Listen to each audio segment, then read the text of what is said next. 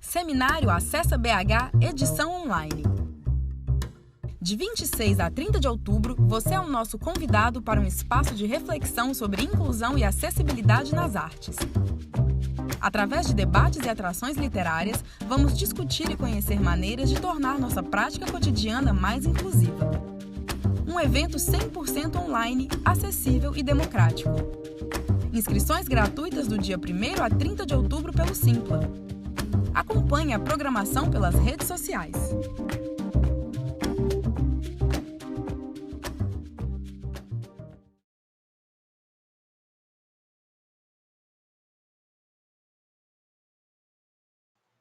Boa tarde a todos. Chegamos ao nosso último dia do Seminário Acessa BH, cheios de alegria e inspiração depois de 4 dias de debates e performances poéticas apresentados ao longo da semana. Primeiramente, eu vou me apresentar. Eu sou Laís Vitral, tenho 39 anos, sou gestora e produtora cultural e idealizadora do Seminário Acessa BH. Eu sou uma mulher branca, de pele bem clara, tenho olhos castanhos, cabelos castanhos, levemente ondulados, mais ou menos um palmo abaixo do ombro. Uso uma blusa branca de bolinhas pretas, um óculos de grau redondo de armação vermelha e um fone de ouvido com fio branco. Atrás de mim, uma parede vermelha. Na tela, todos os debates serão organizados visualmente da mesma forma. À esquerda, de cima para baixo, estão um logo colorido do Seminário Acessa BH, edição online, a palavra debate sobre uma faixa azul e, em seguida, o tema de cada conversa. No centro estão as janelas de vídeo dos participantes.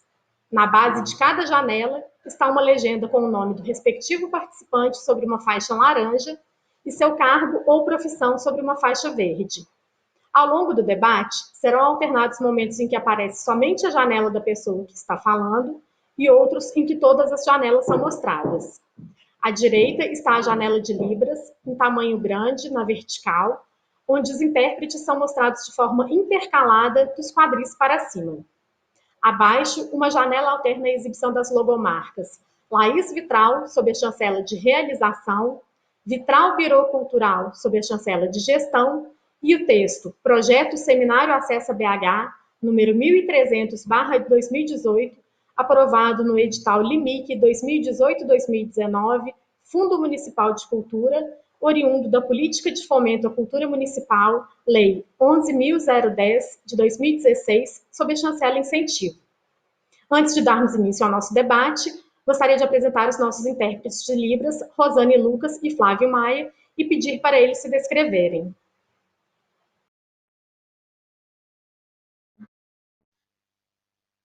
Olá, boa tarde. Meu nome é Flávio, sou intérprete de Libras. Eu sou um homem branco, de olhos castanhos, cabelos curto e preto, barba preta e cheia. Estou usando fones brancos, sem fio. Estou de camisa preta e o meu fundo é branco.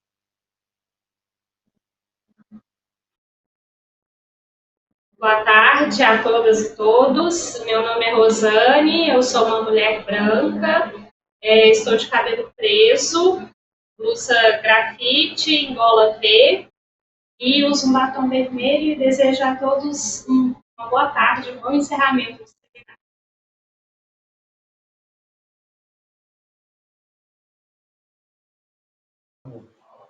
Agora sim, daremos início ao debate sobre audiodescrição, a importância e os desafios da acessibilidade para pessoas com deficiência visual.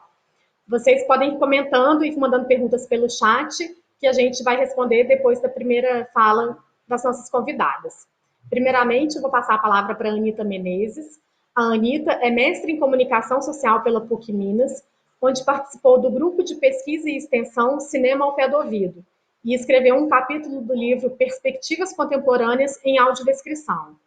Atua como roteirista e locutora de audiodescrição, especialmente no âmbito cultural, tendo realizado trabalhos nas áreas de audiovisual, museus, teatro, dança, ópera, entre outros. Então, passo agora a palavra para você, Anita. Obrigada, Laís. Então, vou me apresentar. Meu nome é Anita Menezes de Rezende. Vou me descrever brevemente. Eu tenho pele clara, cabelos escuros, lisos, mais ou menos, pouco abaixo dos ombros, olhos castanhos, escuros, sobrancelhas grossas, nariz um pouco grande, lábios grossos. Eu estou usando vestido cinza, com decote em V. Ao fundo tem uma parede branca com painel de madeira e à direita uma cortina fina. Bom, então, só para situar um pouquinho, vou falar como que eu caí nesse universo da audiodescrição.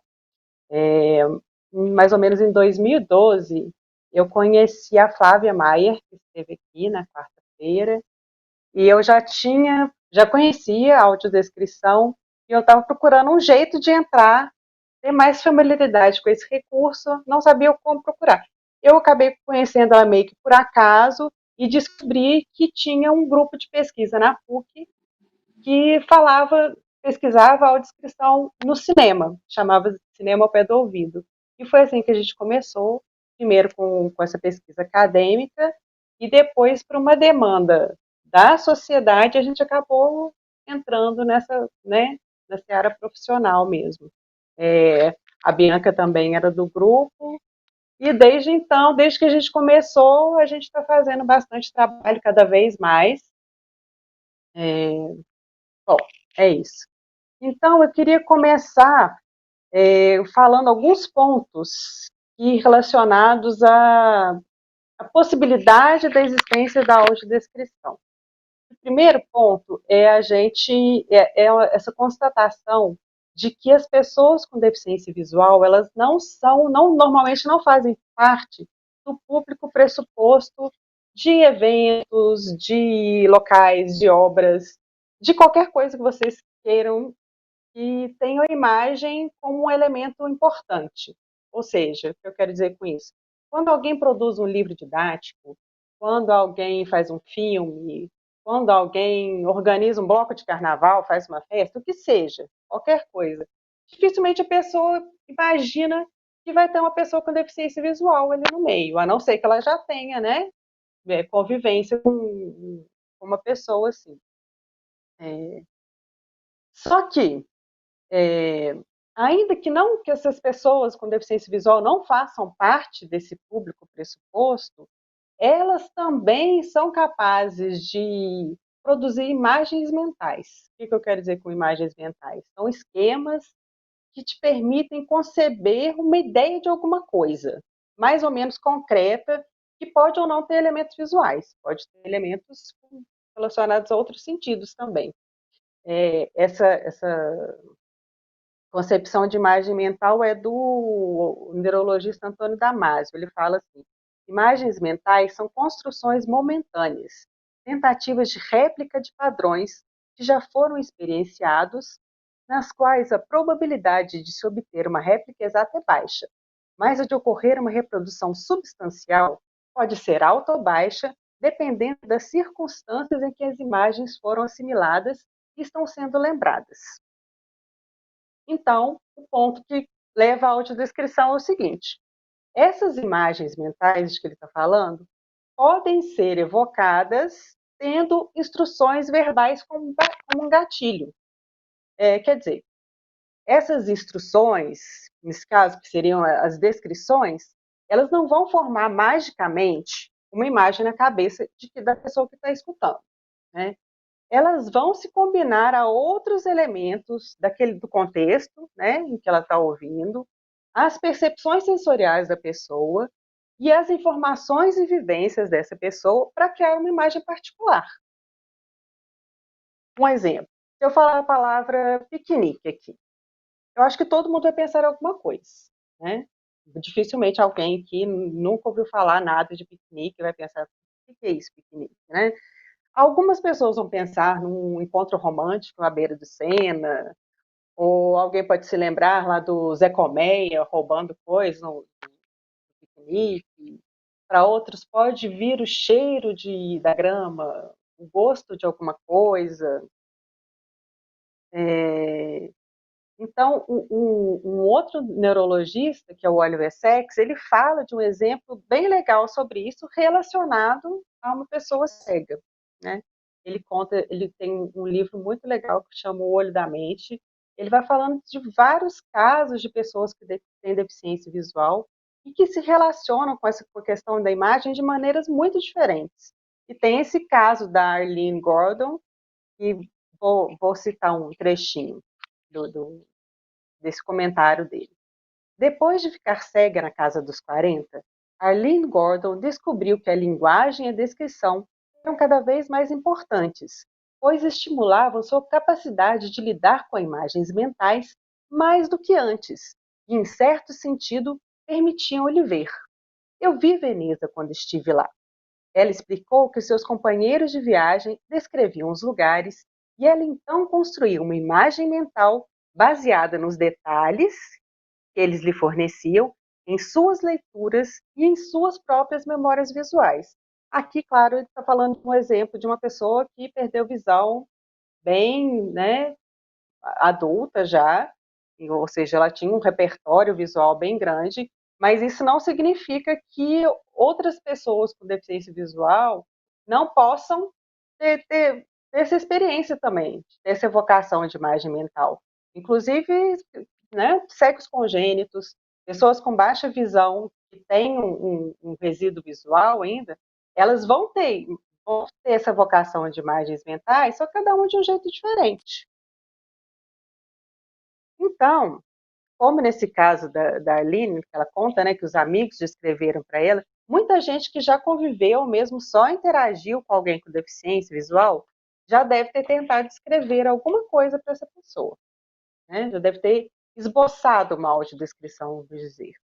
Então, partindo de uma concepção mais objetiva, e já pensando na audiodescrição como um processo, uma atividade mais sistematizada, refletida, a gente pode conceituar ela assim, que ela é um recurso de acessibilidade, uma modalidade de tecnologia assistiva que proporciona às pessoas com deficiência visual o acesso ao conteúdo visual de objetos, obras, produtos, processos, eventos, fenômenos, em que a plena compreensão e apreciação dependam dessas imagens. E a gente também pode conceituar a audiodescrição como uma modalidade de tradução, no caso, entre sistemas muito diferentes. De um lado, imagens visuais, do outro, palavras e sons. Ou seja, nesse caso, seria uma tradução intersemiótica, né, entre dois sistemas. É interessante pensar nesse sentido da audiodescrição como um tipo de tradução, porque a gente consegue perceber algumas questões específicas dos sistemas, que são questões muito úteis na hora de você pensar a audiodescrição, no processo de audiodescrição. Por exemplo, a informação verbo-sonora, informação da língua mesmo, né, de português, ela é sempre sequencial, né? Enquanto a imagem é simultânea. Quer dizer, para descrever, às vezes, uma imagem simples, se a gente quisesse fazer uma tradução, uma audiodescrição complexa, a gente ia gastar um espaço enorme, né? Enfim, não interessa, a gente está falando tecnologia assistiva, se é uma modalidade de tradução, se é uma modalidade de mediação, né? Porque, como todos os tipos de tradução, aliás, a audiodescrição também é um processo de mediação sociocultural, porque ele introduz elementos de um universo visual, pouco ou nada conhecidos do público com deficiência visual. Bom, mas não interessa, né? O que a gente está... De que concepção que a gente está partindo. O importante é que, a partir da audiodescrição, a pessoa com deficiência visual consiga multiplicar e amplificar o entendimento, a apreciação em seus próprios termos e amplificar também as possibilidades de interação com o que é audiodescrito, com o contexto relativo ao que é audiodescrito e com o restante do público que está tendo acesso àquilo lá, seja esse público com ou sem deficiência. Quando eu digo em seus próprios termos, eu quero dizer a partir do repertório linguístico de cada um, dos conhecimentos sobre o contexto do que está sendo audiodescrito, das convenções de representação visual, que às vezes, né, que tem uma variação, né, tem pessoas que têm mais conhecimento sobre isso, tem outras pessoas que não têm, de vivências relacionadas àquele contexto, e né, depende, tem coisas muito particulares. Como no caso do piquenique, que eu falei antes, cada pessoa vai entender e vai perceber de um jeito. E a gente tem que entender que isso é ok, né? E também é ok que a percepção da pessoa com deficiência visual seja diferente da pessoa vidente, da pessoa que enxerga. Ela não vai e não precisa ser igual, né? Então a gente não pode usar isso como parâmetro. Bom, antes de continuar e falar um pouco do histórico de audiodescrição, eu só queria esclarecer um pouco aqui sobre a questão do público do recurso, porque algumas pessoas, alguns pesquisadores, alguns profissionais, eles incluem outros grupos como público possível da audiodescrição. Então, eu só queria explicar por que aqui, nesse caso, eu estou focando o público com deficiência visual. Primeiro, porque eu mesmo não tenho experiência com outros públicos, só com público com deficiência visual. Segundo, porque eu tenho poucas pesquisas e experiências nesse sentido para fazer essa ampliação do público da audiodescrição de uma forma categórica. E eu acho super possível que a audiodescrição possa servir para outros públicos, sim. No caso, normalmente as pessoas elas incluem nesse público possível idosos, pessoas com deficiência intelectual, pessoas do espectro autista. Eu acho super possível que exista, né? E que a audiodescrição possa ser aplicada, direcionada a esses outros públicos. Mas eu acho que no caso da gente pensar nesses outros públicos, a gente precisaria pensar em critérios mais específicos também, né? Por exemplo, para uma pessoa no espectro autista, talvez o excesso de estímulo sonoro, né? Porque no caso de um filme, por exemplo, a audiodescrição é uma faixa de áudio a mais. Isso poderia ser um incômodo para uma pessoa, né? Autista. No caso de uma pessoa com deficiência intelectual, a gente teria que ter um cuidado muito maior com o vocabulário, com a organização textual, para garantir o entendimento. Então, se a gente quisesse fazer uma audiodescrição para esse público ampliado, o que seria o ideal, né, se a gente pensasse na questão do desenho universal, a gente teria que pensar em todos esses critérios ao mesmo tempo, o que eu acho que é muito importante. Quem sabe um dia a gente chega nisso, né? Não sei, mas isso é uma coisa que precisaria de uma investigação e de experiências muito mais aprofundadas. Então, por enquanto, eu vou falar do que eu sei e do que já está mais ou menos consolidado. Então, vou falar um pouquinho assim, de como que surgiu a audiodescrição no mundo. Primeiro lugar que ela surgiu, né, como uma atividade, como um conceito, né, fechado, foi na dissertação do Gregory Fraser, um americano, em 1974, e ao longo dos anos 80 foram tendo várias experiências nos Estados Unidos, de transmissão via rádio, sincronizando com a televisão, de audiodescrição para teatro. Depois também eles foram tendo outras experiências na Europa, e hoje em dia alguns países estão mais avançados nesse sentido, a Espanha, a Inglaterra, por exemplo, tem muita coisa de audiodescrição. No Brasil, a primeira coisa que a gente tem uma coisa mais sistemática em relação à audiodescrição é o projeto da Bel Machado, que era em Campinas, que chamava Vídeo Narrado. Começou no finalzinho dos anos 90. Depois, ao longo dos anos 2000, a gente teve várias experiências,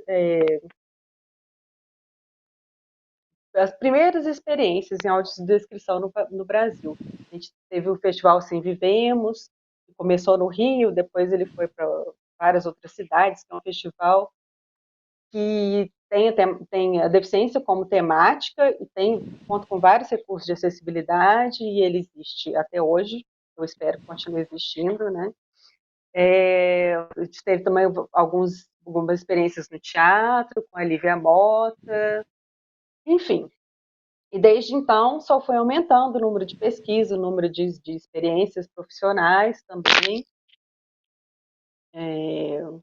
Enfim, eu acho que não cabe agora ficar aprofundando sobre isso. E eu acho importante a gente pensar que a presença da audiodescrição, principalmente no meio cultural, ela depende muito das políticas públicas. Só que ela demorou um pouco para ser citada especificamente assim, dentro da legislação. Por exemplo, tem o Plano Nacional da Cultura, o Plano Nacional de Educação, que já falavam no começo do século de 2010, né? Eles falavam de acessibilidade, mas não falavam especificamente de audiodescrição ainda. Foi em 2006 que apareceu a Portaria 310, que instituiu a audiodescrição na TV aberta. É uma coisa que, né, foi evoluindo até hoje, foi só com o tempo foi aumentando o número de horas obrigatórias de audiodescrição na televisão. Tem alguns canais que já estão mais avançados nisso, outros menos. A lei da inclusão, que é lógico que é super importante para a gente, ela fala especificamente da audiodescrição de uma forma mais específica. E as duas normas da Ancine, elas regulamentam a audiodescrição no cinema. A primeira é que ela torna obrigatória a inclusão da audiodescrição junto com outros recursos de acessibilidade, como a Libras e a legendagem descritiva, em todas as obras que contam com recursos da Ancine. A outra norma, que é a Instrução Normativa 128, que é de 2016, ela regulamentaria a implantação da audiodescrição nas salas comerciais de cinema, o que até hoje está só empurrando com a barriga, enrolando para começar a implementar isso aí. No ano passado, algumas salas de cinema começaram a implementar isso em alguns lugares, não aqui em Belo Horizonte, não. Mas agora, com a pandemia, eu não sei como é que vai ficar isso. Eu imagino que eles vão conseguir empurrar isso mais para frente ainda, né? Já era para estar funcionando a todo vapor. E agora só falar um pouquinho sobre quais são os tipos de audiodescrição que podem ter. Em relação à natureza da imagem, a gente costuma classificar a audiodescrição, fazer uma classificação entre imagem estática e imagem dinâmica. A imagem estática seriam fotos, objetos, fotografias, obras de arte, gráficos, mapas, né? Nesse caso, a audiodescrição, ela não interage com nada, né? Não tem outra faixa de áudio para interagir, ela realmente é a tradução da imagem. Em relação à imagem dinâmica, né, é qualquer coisa onde tem uma sucessão de imagens que possivelmente tem relação com algum elemento sonoro. Ou seja, são filmes, espetáculos de teatro, séries, novelas, eventos em geral. Falando sobre a relação com a obra ou com o que está sendo descrito, ela pode ser uma faixa de áudio simples, né? Você sobe essa faixa de áudio, ou pode ser uma faixa de áudio extra, né? Que são essas obras, esses eventos onde já existem esses elementos sonoros, e aí a audiodescrição vai ser integrada da forma mais harmônica possível dentro desses elementos, junto com esses elementos sonoros. Esses elementos, né, da faixa de áudio, ela pode ser previamente conhecida, por exemplo, se a gente for fazer a audiodescrição de um filme, ou não. Se a gente pode fazer a audiodescrição de um evento esportivo, por exemplo, de um jogo de futebol. Então, nesse caso, não tem como a gente saber, né? Quanto à forma de transmissão, ela pode ser ao vivo, né? que normalmente é nos espetáculos de teatro, de dança, nos eventos esportivos. Ela pode ser gravada, né? No caso das imagens estáticas, de filmes, audiolivros, exposições. E ela pode ser em texto também. Nesse caso, ela vai ser lida por um software leitor de tela, né? Pode poder ser numa rede social, por exemplo, num site. E agora eu queria só dar alguns exemplos para vocês entenderem o que é cada tipo, né? Então, o primeiro é o exemplo de uma imagem estática, nesse caso é uma foto, integrante de uma exposição chamada Travessias, que a princípio seria presencial, mas aí chegou a pandemia, no meio do furacão, ela acabou sendo virtual. Aqui é a audiodescrição foi feita por mim, pela Beth, como consultora. Então, primeiro eu vou pedir para vocês escutarem só o áudio da audiodescrição. Depois eu vou mostrar a foto, né? Então, pode colocar o arquivo 1, por favor, da foto? Do áudio, desculpa. O áudio.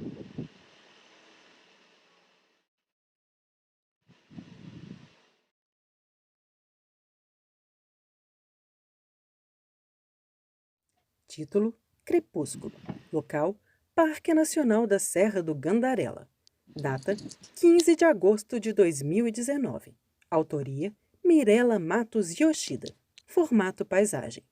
Em primeiro plano, entre plantas baixas, destaca-se a silhueta de uma árvore contra o céu em degradê. O tronco da árvore se abre em 2 galhos com ramificações de caules bem finos, com folhas nas pontas. Ao fundo, o céu azul escuro se desvanece em tons de lilás e rosa até a faixa laranja na linha do horizonte. Bom, então essa é a audiodescrição, né? Então, nesse caso, não tinha, no caso dessa exposição, tinha alguns textos da curadoria que acompanhavam cada série de fotos. Então, eram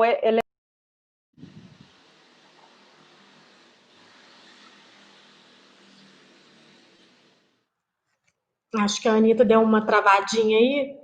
Vamos esperar uns minutinhos para ver se elemento a ela... mais que a pessoa montar esse mal, né? Não precisa...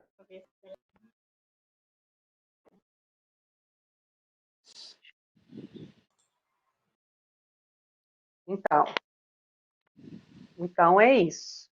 Aí eu queria pedir para mostrar agora a foto para vocês terem uma ideia. Será que vocês imaginaram uma coisa parecida, uma coisa muito diferente? Então essa é a foto.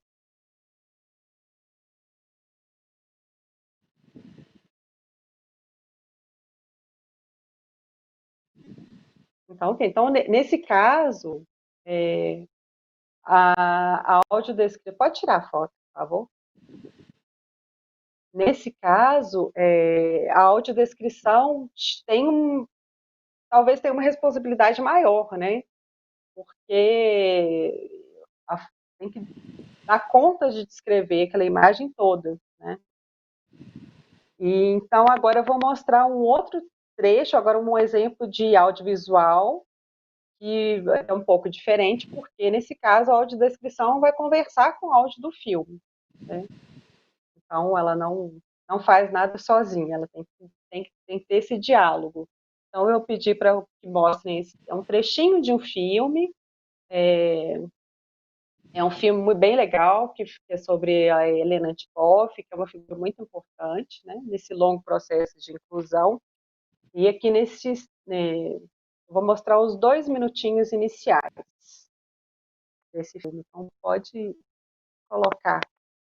Novamente, eu vou pedir para colocar o áudio com a audiodescrição, e depois vocês vão assistir o trechinho do vídeo, ok?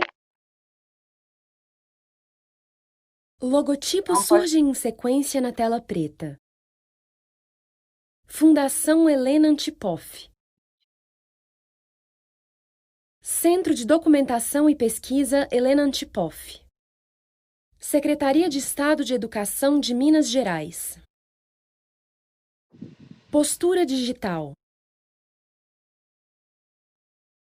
e Tessitura Cultural apresentam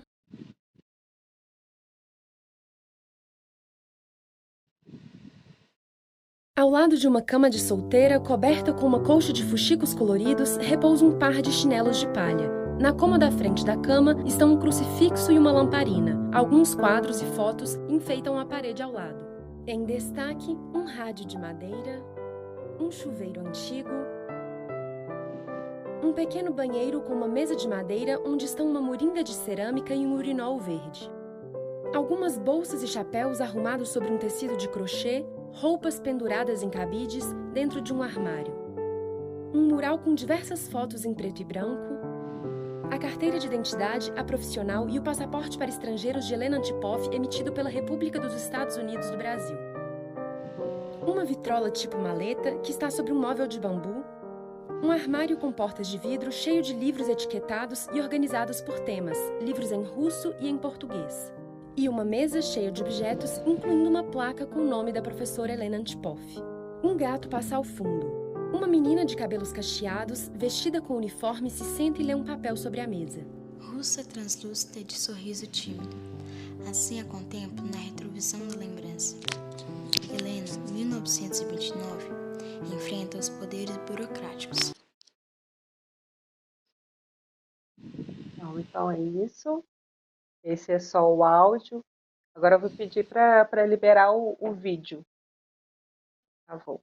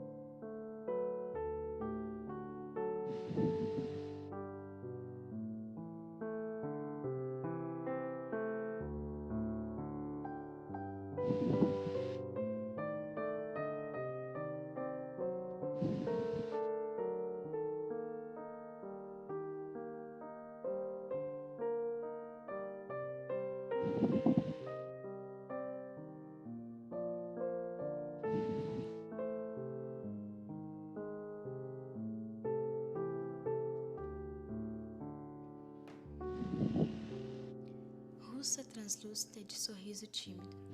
Assim a contemplo na retrovisão da lembrança. Helena, 1929, enfrenta os poderes burocráticos. Então, gente, no caso do audiovisual, nem sempre a audiodescrição tem esse espaço todo para fazer a descrição, né? Muitas vezes tem fala atrás de fala, diálogo atrás de diálogo, muita música. Não tem como a gente colocar fazer tanta inserção de descrição. Mas eu quis escolher esse trechinho justamente para vocês perceberem como tem essa parte inicial é bem longa, né? São quase 2 minutos de você só tem a música, tem a audiodescrição, a pessoa não faz a menor ideia do que está acontecendo, né? Ou seja, ela vai ficar no vácuo. Se não tiver audiodescrição, não tiver uma boa alma ao lado para fazer essa descrição, a pessoa vai ficar sem saber o que está acontecendo ali. No caso desse filme, quem fez a locução da audiodescrição foi a Sofia, porque eu estava fazendo a audiolegendagem do filme. Porque esse filme tem vários depoimentos em português e outros em outras línguas. Então, como era só uma parte que era em outras línguas, não tinha dublagem, tinha legendagem. Só que, como as pessoas com deficiência visual vão ter acesso às legendas? Não tem como, né? Então, nesse caso, quando não tem dublagem, e tem uma parte pequena em outra língua, a gente tem que fazer essa audiolegendagem, que é a leitura das legendas, não é uma dublagem, tem esse nível de interpretação, né, de trabalho de ator, é uma coisa diferente, mas possibilita o acesso da pessoa às legendas também. E por fim, aí já introduzindo, passando a bola aí para a Bianca, que vai falar sobre as etapas da audiodescrição, eu só vou mostrar para vocês um exemplo de como é um roteiro de audiodescrição. Nesse caso, é um roteiro de teatro. Então, eu pedi para mostrar rapidinho o último arquivo.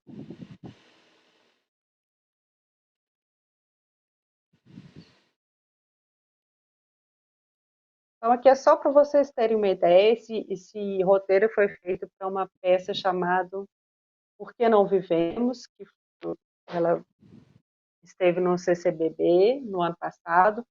Foi a primeira vez que a gente fez uma temporada de um espetáculo em algum lugar. A gente tinha feito circulação de algumas peças, mas uma temporada assim, com vários dias no mesmo lugar. Foi a primeira vez, foi muito legal. A gente teve público com deficiência visual em todos os dias, e era uma peça longa, densa, foi muito bom. Então, eu quis colocar esse roteiro só para vocês repararem que a gente tem essa divisão aí em 3 etapas, né? Primeiro tem essa descrição do espaço do teatro, depois tem essa descrição do público, do cenário, né? Isso tudo tem que acontecer antes da peça começar. E só depois que a peça começa a audiodescrição do espetáculo, né?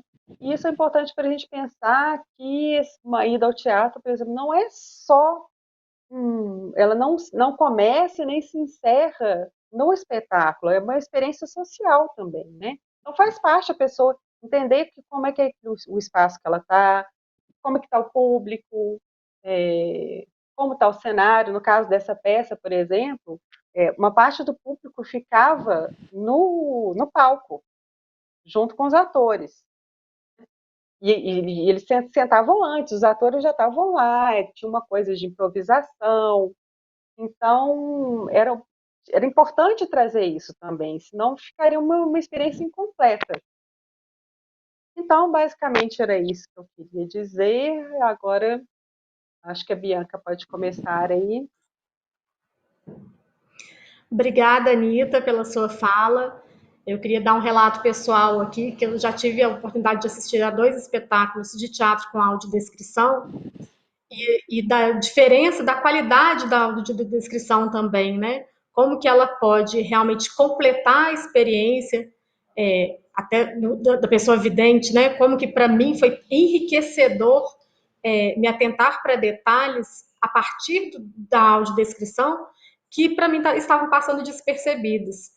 Mas acho que também né, é um trabalho muito minucioso, muito detalhista, e que tem que conseguir encaixar as falas, né? Às vezes, como você falou, às vezes tem tão pouco tempo, tão pouco espaço entre uma cena e outra, um respiro e outro. Achei as experiências que eu tive a oportunidade de assistir, já assisti outros trechos no YouTube também, assim, de uma qualidade, de um preciosismo mesmo, que eu aprecio muito o trabalho, porque é muito detalhista, muito enriquecedor. Agora eu vou passar a palavra, então, para a Bianca Dantas. A Bianca é graduada em Psicologia pela PUC Minas, também participou do grupo de pesquisa e extensão Cinema ao Pé do Ouvido e escreveu um capítulo do livro Perspectivas Contemporâneas em Audiodescrição. Atua como roteirista e editora em audiodescrição, especialmente em projetos audiovisuais e expositivos, com ênfase em visitas guiadas e dinâmicas para pessoas com deficiência visual. É com você, então, Bianca.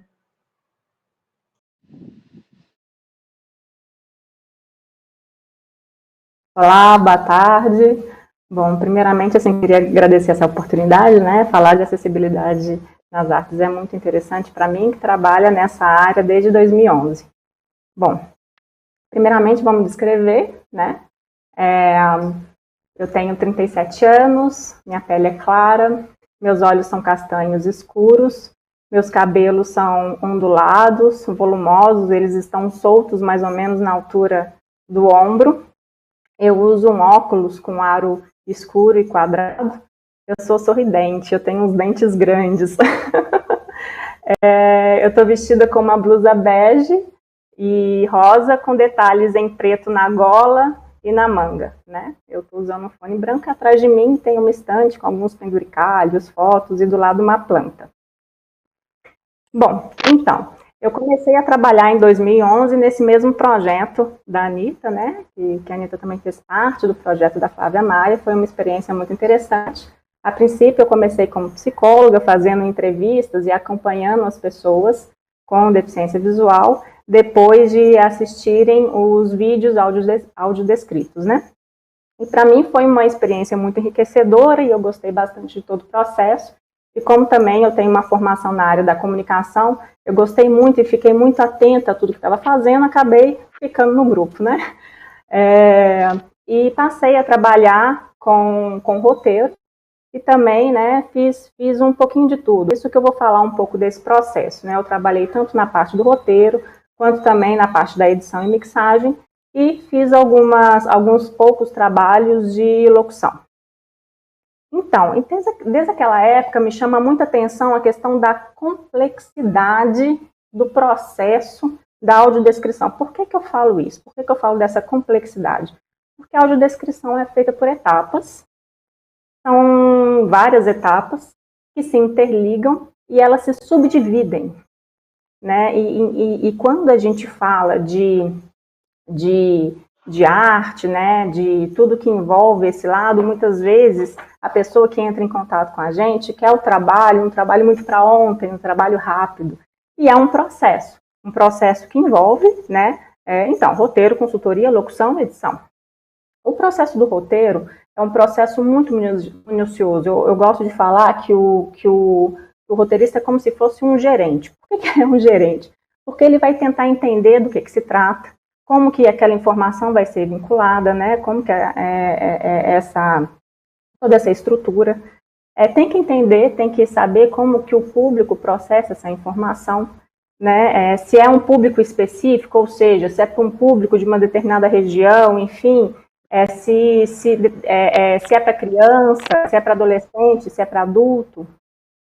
Tem que elaborar também, tem que ter uma organização textual. Então, ou seja, você vai começar a fazer o roteiro da onde, como, né, de que forma. E então ele tem que ter realmente todo o mecanismo na mão. O processo de roteirização, quando ele se divide em várias partes, né? Você precisa entender. Depois é feito o que eu chamo de pré-roteiro.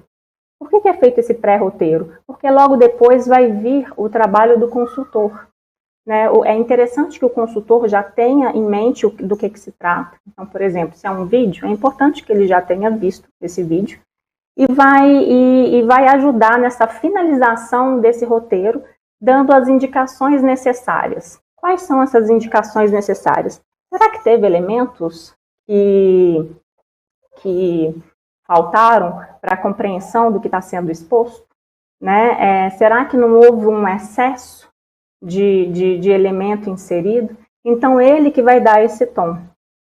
Por isso que é importante que o consultor ele tenha trânsito também nessa área, é importante que ele seja um estudioso da área, né? Quando eu falo que todo esse processo acaba se interligando, é exatamente por isso. Assim, não basta um bom roteirista ter uma pessoa que escreva bem, né? Ele precisa saber do que ele está escrevendo, ele precisa de entender de audiodescrição. Do mesmo jeito que o consultor, não basta que ele tenha simplesmente uma deficiência visual, né? Isso também torna o processo complexo. E isso também se comunica com a parte da locução. A Anitta, ela explicou muito bem, porque o locutor, o roteirista, ele trabalha muito com esse tempo. O que é o tempo? Né? O tempo é, por exemplo, se eu pego uma audiodescrição, um vídeo, eu vou fazer um roteiro, se eu preciso gravar uma audiodescrição, tá? Então eu estou fazendo um roteiro para um filme. Eu preciso gravar essa audiodescrição e eu tenho que inserir mais uma faixa. Mas não é qualquer filme, por exemplo. É um documentário. Então, como que é a minha capacidade de síntese? Será que eu vou conseguir colocar informação lá? Né? Ah, não, é um filme que eu tenho um espaço de silêncio grande. Mas será que eu também devo simplesmente encher aquele espaço de informação? Porque se tem um espaço que não está, um espaço de silêncio, é porque ele tem importância para o filme. Então, eu não posso simplesmente colocar a informação lá sem critério. Né? Então, isso tudo também é um trabalho do roteirista, linkado ao trabalho de consultoria. Né? Eles escrevem toda essa finalização desse roteiro junto. E a locução, ela é muito importante, porque, por exemplo, imagina se é um documentário, né? Ou um filme para criança, por exemplo, uma animação, que às vezes é muito acelerada, né? Tem muitas imagens. Muitas vezes você precisa de usar alguns recursos da locução para tentar passar alguma informação. Mas, ao mesmo tempo, tem que ser uma atuação vocal, né, uma modulação de voz neutra, porque o locutor ele não pode se passar por um personagem. Então, olha só a complexidade. Né? E a parte da edição também ela é muito importante, porque por mais que a Anitta exemplificou através de como que a gente escreve um roteiro, do lado, eu não sei se vocês perceberam, que tinha a minutagem. A gente faz isso também no roteiro para filmes, né? Mas é o editor que vai dar o toque final, se a fala vai ter que ficar um pouquinho antes, um pouquinho depois, se ela realmente se encaixa. Muitas vezes a gente tem que regravar para encaixar, né? Mesmo depois de tanto estudo, mesmo depois de calcular palavras, o tempo, mesmo depois dessa comunicação com o locutor, ainda tem esse trabalho que muitas vezes é simplesmente barrado na parte da edição, né? Alguma falha, alguma coisa. E também tem uma peculiaridade na parte da edição que é interessante, que é a parte da mixagem. Por que eu falo isso? Porque a gente não vai simplesmente transformar aquilo que a gente está vendo numa informação verbal que vai ser colocado numa faixa. Né? Como a Anitta mesmo falou, né? Todo mundo tem as suas experiências, tem as suas vivências, né? A pessoa com deficiência visual sabe o que é uma porta se fechando, né? E então imagina, você fechar a porta, às vezes, é uma frase muito grande para se colocar num trechinho muito curtinho. Então, às vezes não precisa necessariamente falar isso. Né? Então, talvez o roteiro precisa se basear mais nessa questão para a pessoa não perder o que está acontecendo, se ela entrou ou saiu do ambiente, mas o ato de fechar a porta em si, né, a questão da mixagem, da plasticidade, a questão sonora do filme, já apresenta essa informação. Então, na hora de se editar, muitas vezes, o que se faz é aumentar o som para tornar essa informação um pouco mais evidente. Então, resumidamente, é assim que funciona. E vou voltar na parte do roteiro. Por que eu gosto de focar bastante no roteiro? E como eu falei, assim, é como se ele fosse o gerente de todo esse processo, né? E como que ele dialoga com a questão do tempo? Por que eu falo isso? O tempo... Vocês estão me escutando bem?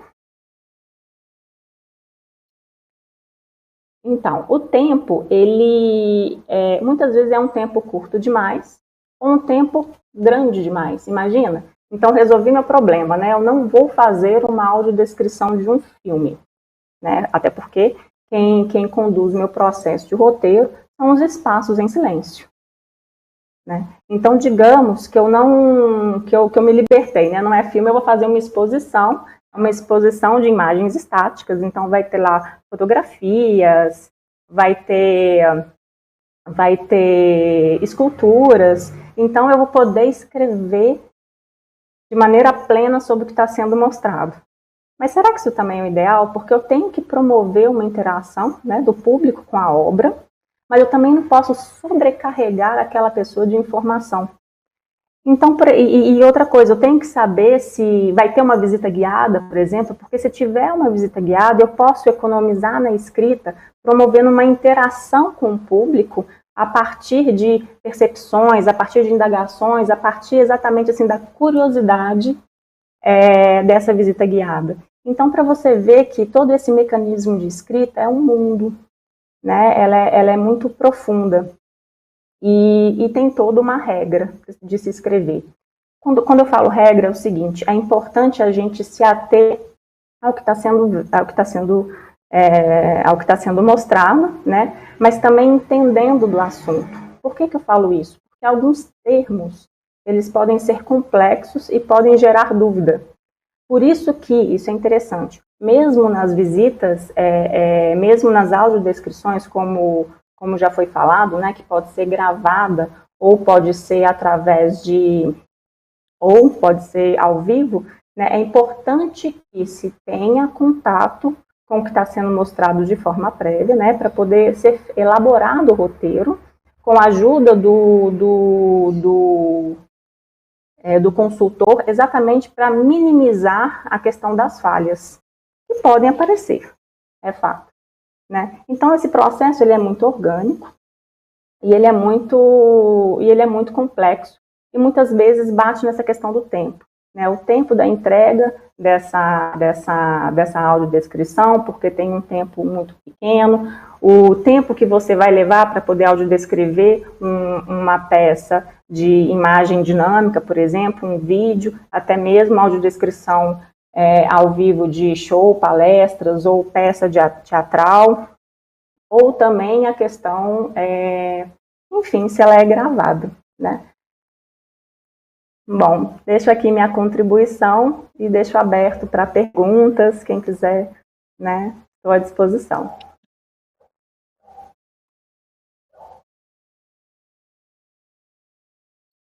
Locução, né, a entonação do locutor de audiodescrição é muito importante, né, para transmitir a emoção correta da cena, da obra, do espetáculo. Realmente, mais uma vez, é um trabalho muito minucioso, de muita atenção.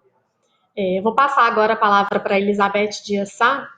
Antes, eu queria só ler 2 recadinhos aqui que já deixaram para você, Elizabeth. A Vanessa de Souza comenta: abraço a todos e todas, e também de forma carinhosa a nossa querida Elizabeth Sá, colega da PBH, que integra conosco a Diretoria de Educação Inclusiva e Diversidade Étnico-Racial, e também a Márcia Gonçalves.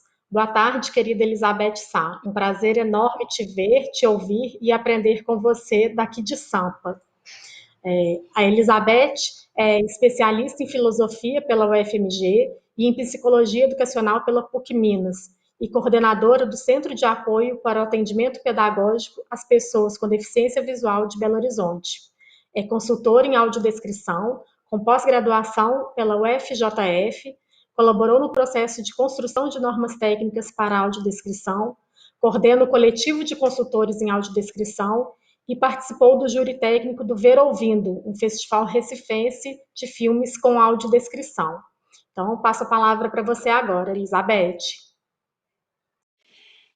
Boa tarde para todo mundo. Inicialmente, eu quero agradecer a Laís pelo convite, pela oportunidade de estar aqui e de falar para vocês sobre essa tão importante e necessária perspectiva da consultoria em audiodescrição. Bem, eu vou, cumprindo o protocolo, eu vou me descrever. Eu sou uma mulher branca, de pele muito clara, eu tenho cabelos castanhos, eles estão bem curtos, eu estou usando um brinco de argola azul, tenho os olhos pequenos, eles são castanhos, o nariz pequeno, a boca pequena, e eu estou usando um vestido de estampa floral, bem colorido e sem manga, e eu estou falando diretamente do meu escritório e atrás de mim tem uma estante cheia de nichos com um monte de babilaques, e esses babilaques são souvenirs de diversos lugares por onde eu passei, e à minha esquerda tem uma folhagem que eu amo muito, que é um bambu chinês, ou ele é conhecido também como bambu da sorte. E eu espero que ele me dê muita sorte, realmente. Então, A minha história com a audiodescrição, ela vem desde os primórdios da implantação e implementação da audiodescrição no Brasil e que tem alguns marcos, né? Eu diria que desde 2003, 2004, o primeiro filme que eu vi com audiodescrição era uma audiodescrição bastante rudimentar, que era o filme Irmãos de Fé, e depois dele veio um outro filme que foi Signo da Cidade, que foi a partir de um projeto também desenvolvido na UFMG, quando a professora Vera Santiago e outras lá da Bahia desenvolveram um projeto na UFMG, e desde então eu acompanhava isso com muita paixão, e participei também de grupos que foram criados, que o Paulo Romeu criou um grupo via e-mails, né, e a gente conversava sobre esse processo de implantação da audiodescrição, e eu sempre participei muito ativamente, atuando naquela época como uma usuária e emitindo assim feedbacks a respeito da audiodescrição. E, ao mesmo tempo, eu sempre trabalhei na Prefeitura de Belo Horizonte e no CAP, que é o Centro de Apoio Pedagógico, e aí a gente começou a estabelecer parcerias, né? Inclusive com a PUC e com o curso de extensão que era liderado pela Flávia Maier, e nesse projeto que foi mencionado de Cinema ao Pé do Ouvido, o CAP abriu as portas para essa equipe da qual a Anita fazia parte, Flávia Maier e tal, e a gente sentava para ver um filme e posteriormente obras de arte e conversar a respeito, dando o nosso feedback. E, ao mesmo tempo, eu trabalhei também com a perspectiva da audiodescrição em imagens estáticas de livros didáticos, paradidáticos, livros técnicos e, posteriormente, livros de literatura infantil. E comecei a sentir muita necessidade de estudar e entender melhor esse processo para poder aplicar na nossa prática. E daí a gente trouxe por 2 vezes a professora Lívia Mota, de São Paulo, que é uma grande mestra. Eu sempre digo que ela tem o DNA da audiodescrição, ela é pioneira também, e ela veio 2 vezes em Belo Horizonte e deu um curso para nós do CAP, juntamente com o pessoal do atendimento educacional especializado, e essa sementinha foi brotando e florescendo cada vez mais. Quando foi em 2014, foi oferecido pela primeira vez um curso de especialização em audiodescrição, lá em Juiz de Fora, e eu participei da seleção. Felizmente eu fui contemplada, e daí que o meu trabalho de TCC, ele versou exatamente sobre a consultoria em audição, que é um trabalho que não tinha nenhuma referência teórica a respeito. Daí eu fiz uma pesquisa empírica e tive como sujeitos da pesquisa 17 profissionais com deficiência visual de todas as regiões do país que já estavam atuando na consultoria em audiodescrição. E o meu TCC foi orientado pela professora Lívia Mota, que inclusive foi uma grande incentivadora de que eu fizesse esse trabalho para demonstrar a importância, relevância e necessidade da consultoria em audiodescrição. E depois ele foi publicado um artigo referenciado nesse trabalho de conclusão de curso, nesse livro que a Anita citou, que é Pesquisas Contemporâneas em Audiodescrição, que foi organizado pela Flávia Maia e pelo professor Júlio Pinto, da PUC Minas. Então, ele tem um capítulo sobre a consultoria, que foi escrito por mim, e tem também um outro capítulo que foi escrito por um colega meu que faz parte do nosso coletivo de consultores, que é o Felipe Mianes, que é lá de Porto Alegre. E daí eu fui sentindo também a necessidade de organizar melhor essa questão da consultoria e em 2017 eu tive uma inspiração que foi de criar o coletivo de consultores em audiodescrição para a gente pensar junto e propor junto também questões relativas à audiodescrição numa perspectiva crítica. E daí eu criei esse coletivo em 2017, chamei o Felipe Monteiro para coordenar comigo esse coletivo, e esse coletivo funciona até hoje. Ele tem representantes, né, consultores de todas as regiões, e a gente fez um cadastro que está disponível no Facebook, está disponível no Instagram, com os nomes destes profissionais com deficiência visual que fazem parte desse coletivo.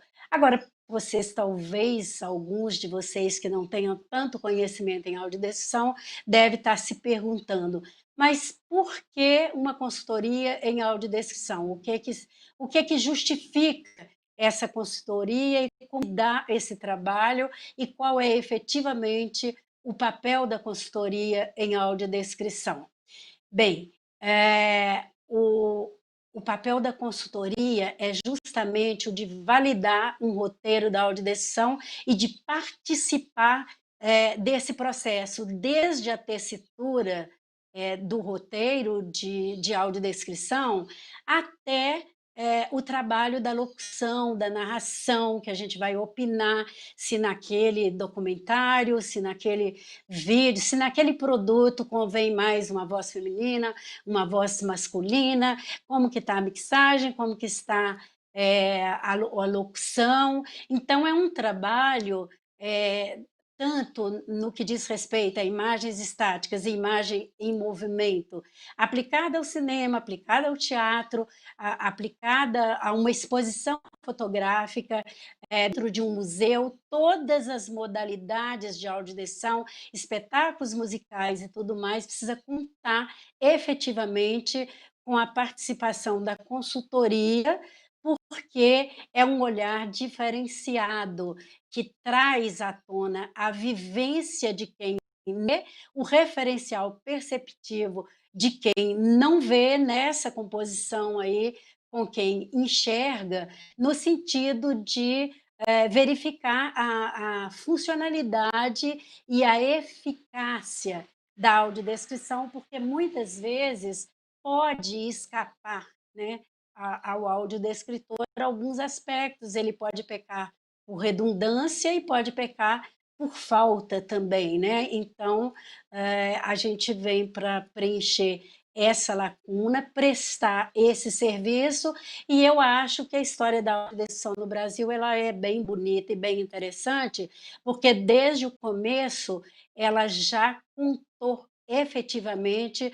com a participação das pessoas com deficiência visual. E aí cabe também elucidar e esclarecer quem que está apto e quem que tem a competência e a qualificação para desenvolver esse trabalho da consultoria. Não basta ser cego ou apenas ter uma baixa visão para poder exercer esse papel da consultoria, assim como não basta enxergar para ser audiodescritor. Uma pessoa que vai elaborar um roteiro de audiodescrição, ela precisa ter conhecimento, formação e competência específica para isso. E quem exerce a consultoria em audiodescrição precisa ter uma qualificação, uma competência e uma formação específica para isso também. Por quê? Porque o usuário da audiodescrição, ele não tem um compromisso com essas questões, ele é um espectador, ele está ali na fruição, e ele vai achar se ele gosta, se ele não gosta, e tudo mais. E já o profissional da audiodescrição, ele precisa ter um conhecimento mais elaborado, porque envolve aí um conjunto de requisitos. Por isso que eu fui fazer a especialização em audiodescrição, porque a gente precisa incorporar um conjunto de normas, de regras e diretrizes que não vão engessar a audiodescrição, elas são flexíveis, mas elas vão orientar esse processo de sumarização, porque muitas vezes, e agora nessa overdose, nessa maratona de lives, a gente tem a ocasião, né, de ver muitas lives onde tem audiodescrição, seja do espetáculo musical, como houve, por exemplo, lá no Rio de Janeiro, no Festival Jazz Rio 2020, eu vi no chat, por exemplo, muita gente entrou no canal que era disponível para audiodescrição e começou a reclamar da audiodescrição, começou a xingar de uma maneira, inclusive, muito ofensiva, né? Mas, enfim, isso tudo é para dizer, né, da importância da audiodescrição como um recurso de acessibilidade que precisa estar disponível, mas ele não precisa ser impositivo, né? Eu acho que ele é necessário para um determinado público. Agora, aquele outro público que enxerga, ele vai usufruir da audiodescrição se ele quiser, né? Ele não é obrigado a ter, né, essa experiência da audiodescrição. Ela pode ser recomendável, mas ela não deve ser impositiva. Então, isso é, de uma maneira geral, a perspectiva da consultoria, que é de validação da eficiência, da funcionalidade e da eficácia da audiodescrição.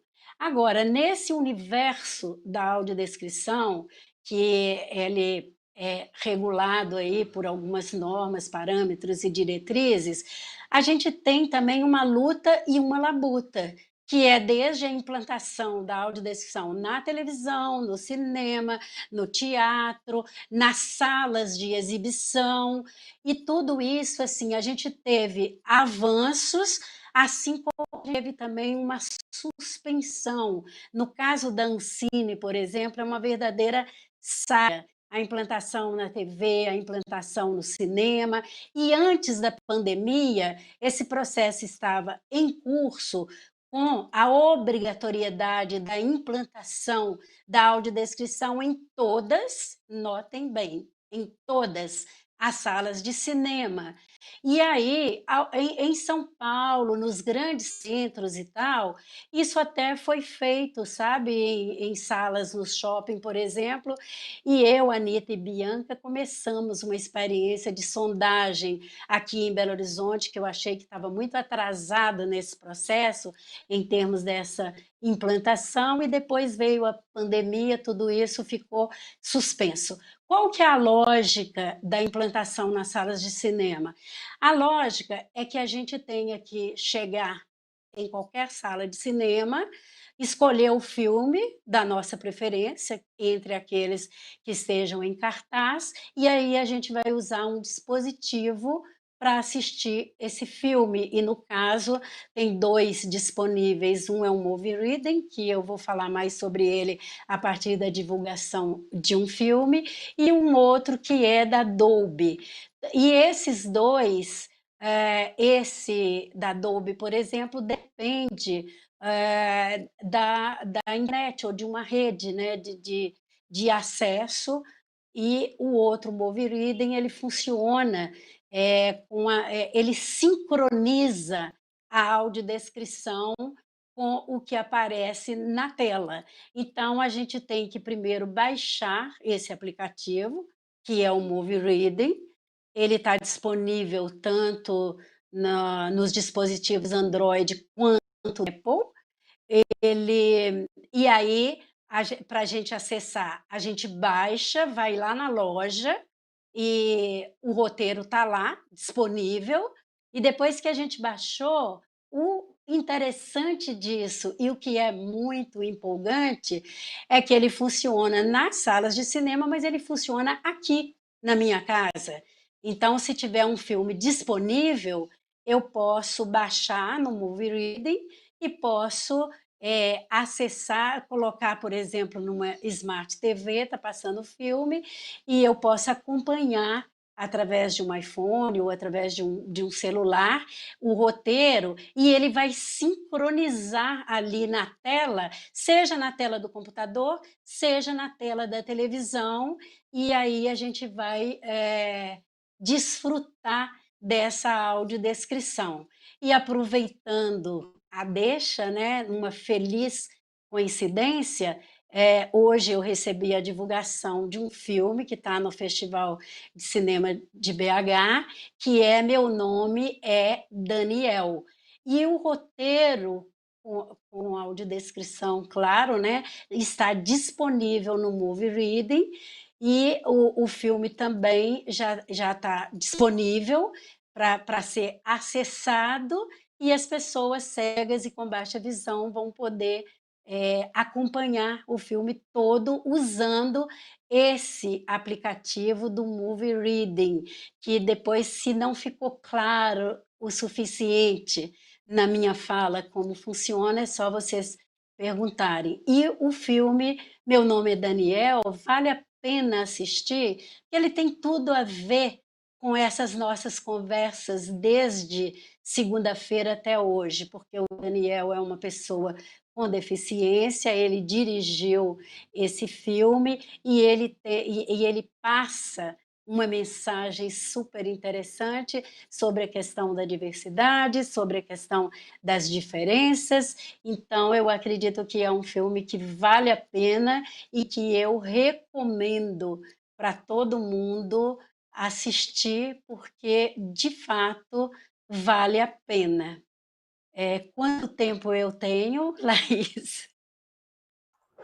Beth, fica à vontade, a conversa está muito boa, sinta-se à vontade.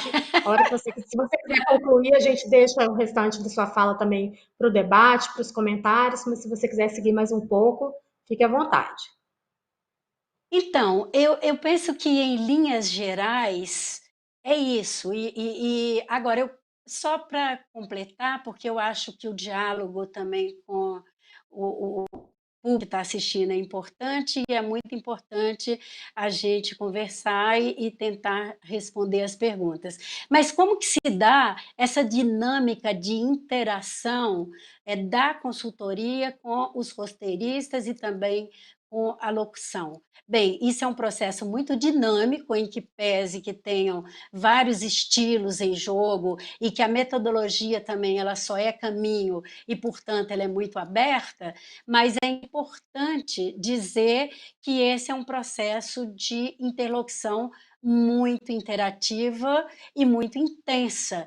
Eu tenho a experiência de trabalhar com inúmeros roteiristas e audiodescriptores de diversas localidades, e tem mais ou menos um eixo comum, porque primeiro eu assisto, né, no caso, por exemplo, a Anitta citou aí, né, a peça que foi com a Camila Pitanga, então a gente recebe o vídeo daquela peça, e no caso de um filme, a gente recebe também aquele filme, aquele produto audiovisual, seja uma animação, seja um documentário, seja o que for.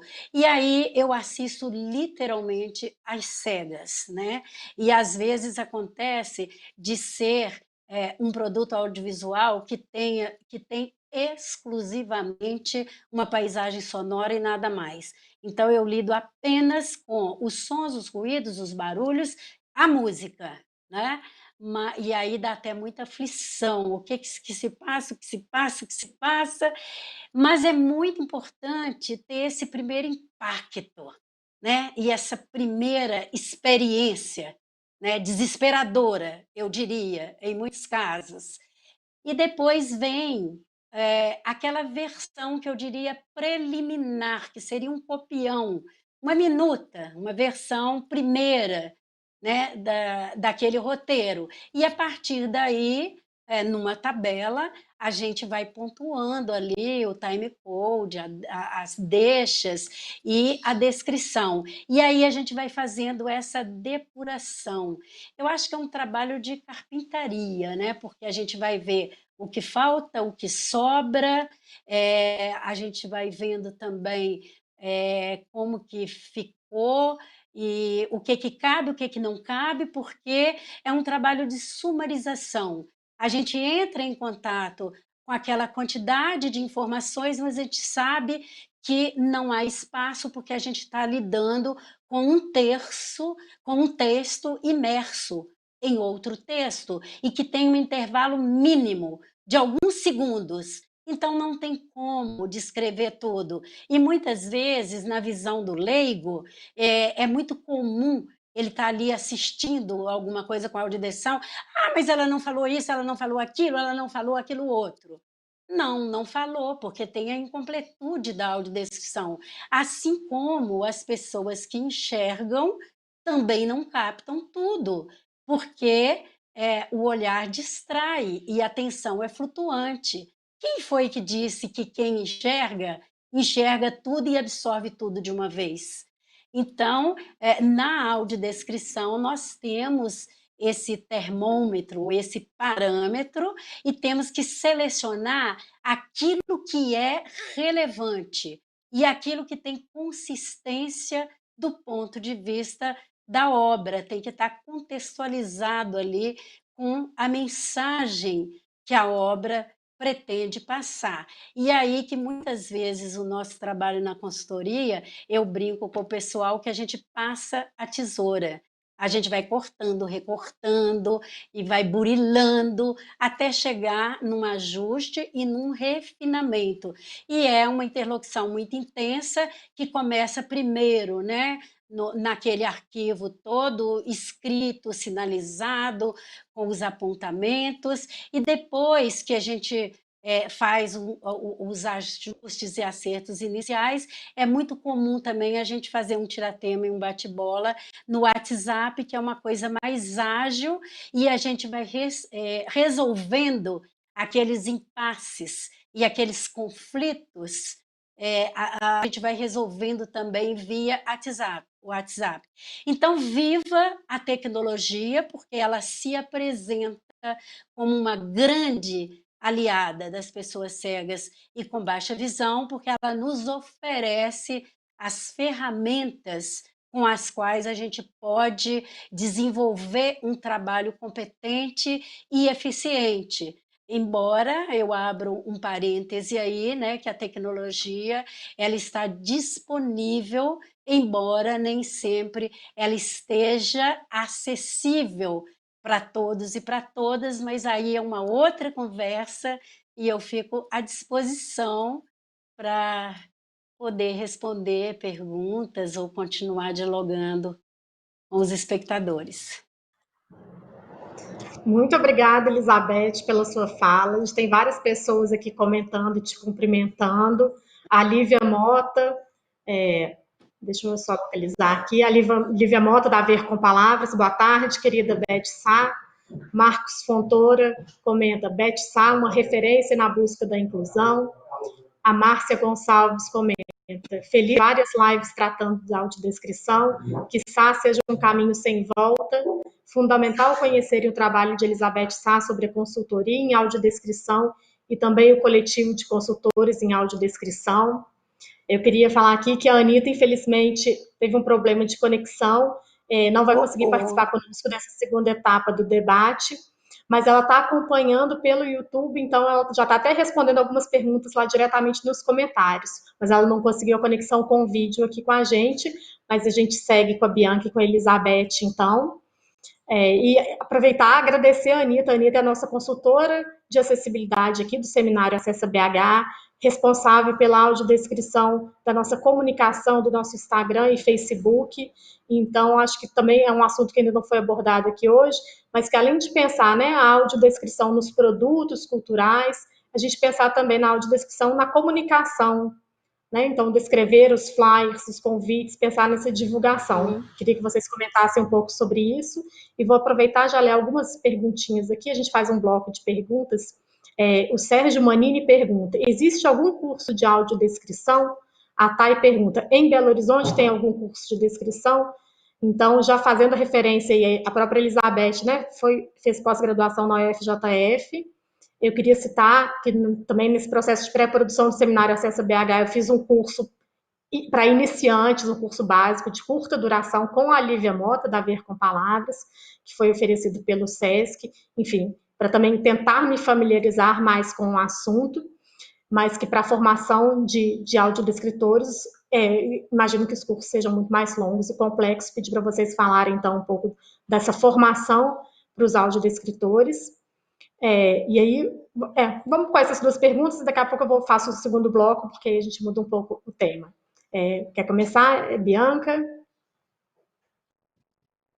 Bom, aqui em Belo Horizonte não tem nenhum curso formalizado, assim, a respeito de audiodescrição. Nós mesmos já chegamos a fazer alguns workshops sobre o tema, e era muito comum as pessoas virarem para a gente e perguntarem, né, se eles estavam aptos a serem audiodescritores. E eu sempre falo que a audiodescrição, ela necessita, assim, claro que a pessoa tem que começar de uma maneira, né, e como a Beth mesmo disse, assim, é importante que você esteja sempre com um consultor contigo, porque é claro que quanto mais iniciante for, né, menos experiência for, mais você vai precisar de revisão. É claro que um contato do audiodescritor com o consultor, é claro que há uma capacitação também, ainda assim não exclui, a gente acaba caindo em alguns erros e que é difícil da gente perceber isso, né? Então o que eu sempre falo é o seguinte: é importante começar, é importante fazer, é importante ter alguém que estude na área para dar esse aval também, como a Beth mesmo falou, exatamente para fazer esse vai e volta, né, essa reescrita, essa adequação do texto para aquilo que, né, para aquilo que está sendo audiodescrito. Beth, você quer completar? Então, eu penso e eu defendo, né, que a formação em audiodescrição ela é fundamental, porque a gente percebe hoje em dia uma certa banalização da audiodescrição e um certo diletantismo. Então, como a audiodescrição ainda é um serviço, ele não está devidamente regulamentado em lei, há uma oferta muito pulverizada de cursos de curta duração pelo Brasil afora. Tem esse curso de especialização de Juiz de Fora, houve um curso também na Universidade do Ceará, que foi de longa duração, e tem vários outros cursos de curta duração, e cuja duração aí é bastante variável. Mas, e grande parte desses cursos, eles têm um caráter informativo muito mais do que formativo, e eles são muito introdutórios. E eu tenho uma preocupação muito grande, porque eu vejo acontecer, por exemplo, que pessoas que fazem um curso introdutório de 20, 30 horas se arvoram a fazer audiodescrição e, por vezes, de um produto que é bastante desafiador do ponto de vista da audiodescrição. E aí sai um roteiro muito sofrível e um trabalho que deixa muito a desejar.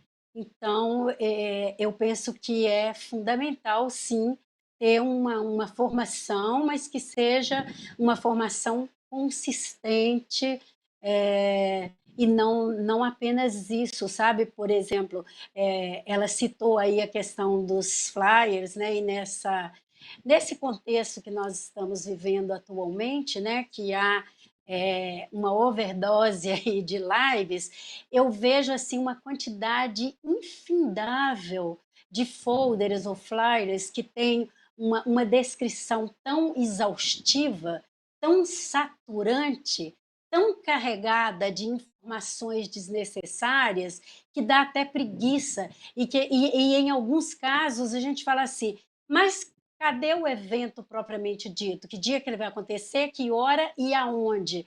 Porque eles carregam a mão numa audiodescrição extremamente detalhista, minuciosa, numa ordem um tanto quanto confusa, que eu acho até que esses cartazes e folders e player, quem tiver essa disposição acadêmica, podia fazer uma coletânea e ela uma tese, sabe, um TCC, uma tese de mestrado ou doutorado em cima disso, porque eu vejo que há muita informação saturante. É como se aquelas pessoas pensassem assim, a pessoa cega tem que ver tudo. E não é assim. Né? Eu acho que tem que ter um equilíbrio aí, e, de novo, tem que ver o que é relevante, o que é consistente, qual que é a informação que se pretende passar sem saturar os nossos ouvidos. Eu vou pegar gancho na fala da Beth. Poderia? Porque é interessante quando ela fala de uma maneira muito sincera, dessa preguiça, né? Eu falo isso porque, por exemplo, eu gosto muito de visita guiada exatamente por isso. Né? Quando a gente chega, por exemplo, estou falando como vidente, né? Quando eu chego numa exposição, por mais que eu goste da exposição, o que a gente faz? Muitas vezes a gente generaliza o olhar, né? Assim, a gente chega, faz aquele olhar, às vezes até um pouco desatento, e acaba que a gente para na frente de alguma obra que a gente, talvez, né, por algum motivo, chamou mais atenção e a gente quer saber um pouco mais dela. Por isso que eu defendo muito a importância da visita guiada, porque é claro que a gente não pode esquecer dessa questão bela que é a tecnologia, né? Imagina se ela não tivesse assim na nossa mão nesse momento, mas a gente também precisa de uma coisa humana, né? Uma coisa que faça esse elo de uma maneira, talvez, faça esse elo de maneira mais carinhosa e até mesmo percebendo quais são as necessidades daquela pessoa, o que ela gostaria de saber, o que ela desejaria, né? Eu acho que isso é muito interessante. Isso me lembra no livro Perspectivas Contemporâneas em Audiodescrição, é interessante, porque a gente fez tipo um testezinho, foi bem superficial, mas onde uma foto era mostrada e era feita assim, a audiodescrição dessa foto, e a gente queria que eles falassem um pouco mais a respeito, né, daquilo que estava sendo mostrado, enfim. E no caso, a gente partiu assim, do objetivo para o todo, né? Então, digamos que possível uma informação, né, que seria mais importante, e ampliando essa informação ao longo do processo. E lá tinha uma plantinha. E a plantinha estava lá, esquecida no canto, como se fosse um elemento não muito importante. E é interessante que uma pessoa com deficiência visual virou e falou assim, nossa, eu adorei essa foto. Não, por que você gostou dessa foto em particular, né? O que você achou, o que você entendeu, que não sei o quê? Não, eu gostei, eu adoro botânica, então assim, eu imagino essa... Então, eu acho que é isso que é interessante, esse diálogo com o público, né? E eu gosto muito dessas visitas guiadas exatamente por isso, porque a gente dá a voz e a gente pode aprofundar de uma maneira assim, né? Para realmente tentar atingir o objetivo, né? Que é aproximar a obra do público. E eu só acrescentaria aí que eu falei do que é uma audiodescrição saturante. Se a gente for no polo oposto, às vezes a gente depara também com alguns roteiros que são extremamente lacunares e telegráficos, secos, frios, sem nenhuma poética, com receio de ser interpretativo e de cair na subjetividade, e essa armadilha da subjetividade pode morrer de medo porque todos nós caímos na subjetividade. E quem foi que disse que a gente escapa da subjetividade? Mesmo aquele roteiro telegráfico, não tem como sair da subjetividade. A questão é estabelecer o equilíbrio e saber dosar aí, porque um roteiro também insípido, completamente telegráfico e seco, por vezes ele é meramente informativo e às vezes nem isso. E sobre o filme que a Beth recomendou, o Meu Nome é Daniel, só para falar que a gente postou aqui nos comentários do YouTube o nome do aplicativo e o link para assistir o filme e o perfil do Instagram também, onde é possível pegar os tutoriais para a utilização do aplicativo. E sobre a fala da Beth, o Marcos Fontoura ainda comenta: maravilhosa sua fala, Beth, sobre o que vemos ou não em um filme. E a Solange Lustosa também comenta que o menos é mais. Então é isso, né? Saber dosar aí e reforçando o que a Beth falou, e que vem de encontro ao que eu tinha falado no início, né? Quando eu assisti também um espetáculo com audiodescrição, me mostrou muito mais coisas do que eu estava vendo a olho nu, né? Assim, sozinha, com a minha percepção. Queria trazer aqui mais duas perguntas, então. O Pedro Muriel pergunta: podemos dizer que o roteiro tem a ver, no caso da audiodescrição, com expectativa, imagem, tempo e contexto? E a Thalita Paz pergunta: a audiodescrição me lembra muito as radionovelas. Posso dizer que iniciou nesse momento? Qual foi a primeira audiodescrição?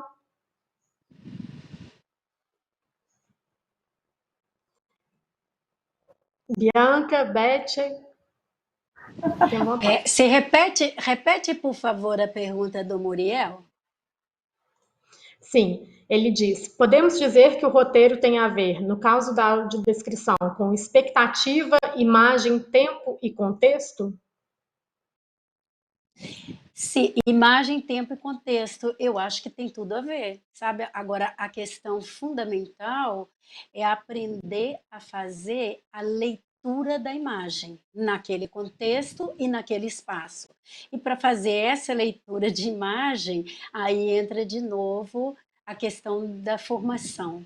E com relação a outra questão que faz uma analogia com as radionovelas, né?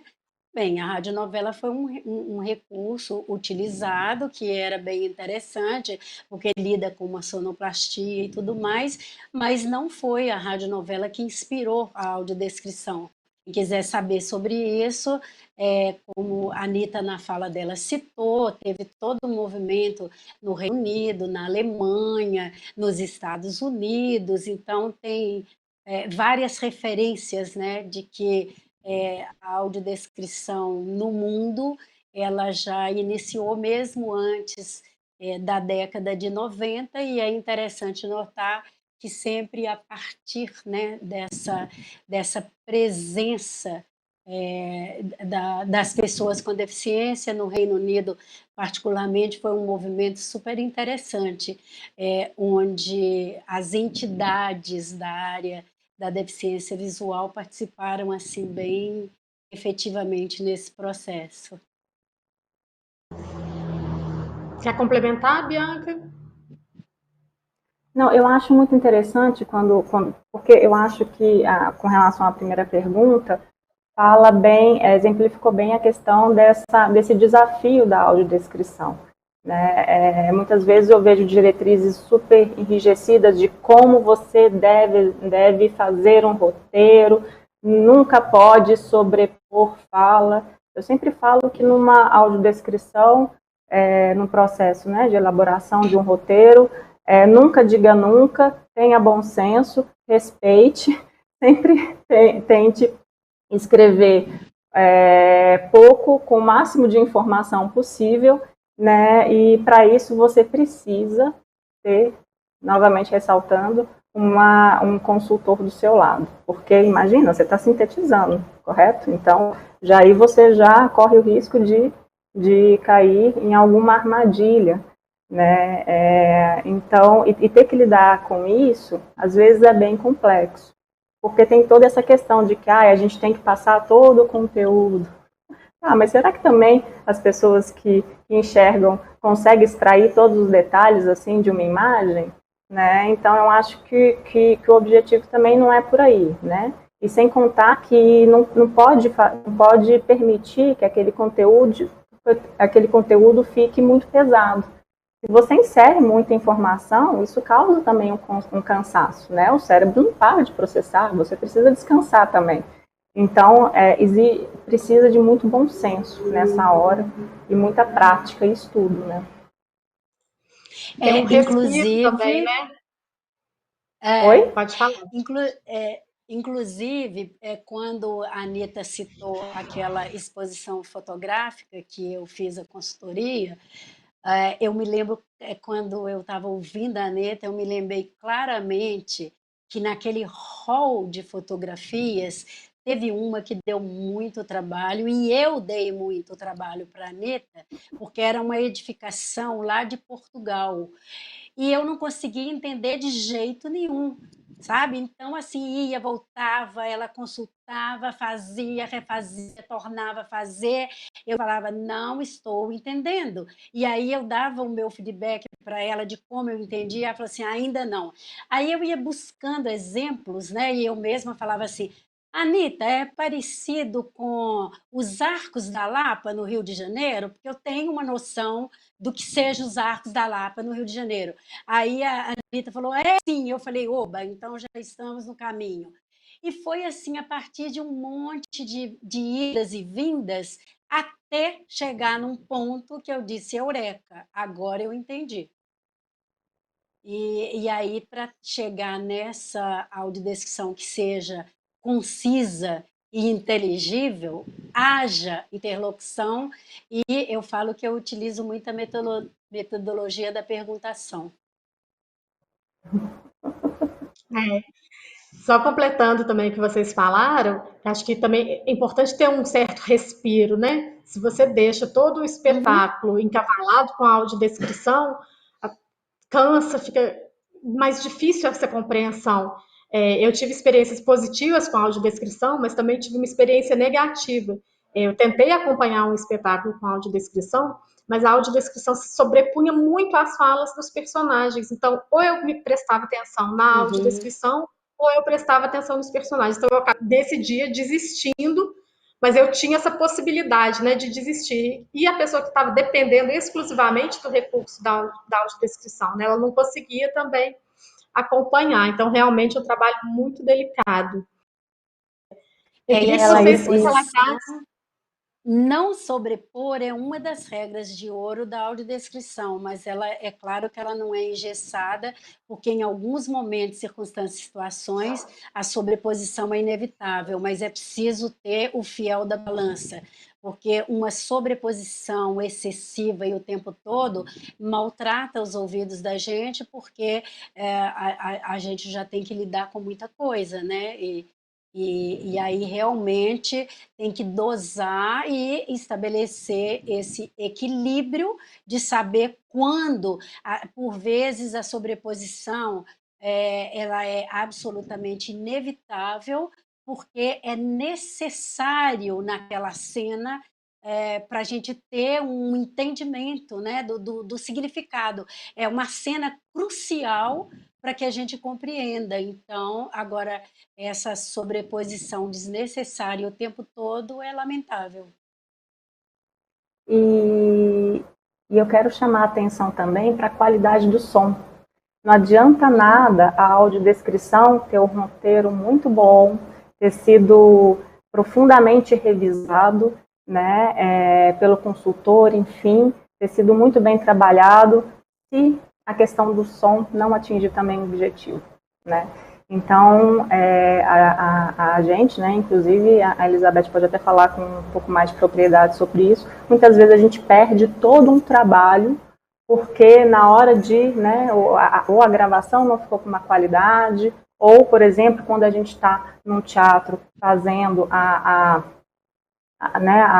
audiodescrição do evento, lá não tem uma acústica boa, né, problemas de aparelho, enfim. Então, isso tudo é muito complexo. Então, para você ver que é um trabalho que sempre é um trabalho muito minucioso, né, que tem que ter muito cuidado na parte da produção do roteiro, na parte da consultoria, né, que vai dar esse aval, como foi falado. A parte da locução tem muito a ver, né, porque não pode nunca se confundir como se fosse um personagem. Então, se for usar de algum mecanismo para poder passar informação através de alguma modulação de voz, alguma coisa assim, é importante que seja algo discreta, pontual, mas ao mesmo tempo não pode ser uma locução monótona, né? Mas a questão também do som, ela é muito importante e pode colocar todo um trabalho a perder. Eu acho que é o som e a locução. Eu penso que, idealmente falando, a locução em audiodescrição deveria ser feita por um profissional da voz, porque a narração da audiodescrição é fundamental. Uma pessoa pode estragar o filme com uma péssima locução, eu acho, e eu acredito, muitas escolhas tradutórias e muitas soluções tradutórias, elas podem se resolver na narração da audiodescrição, porque a narração também envolve aí uma série de competências, vamos dizer assim, né?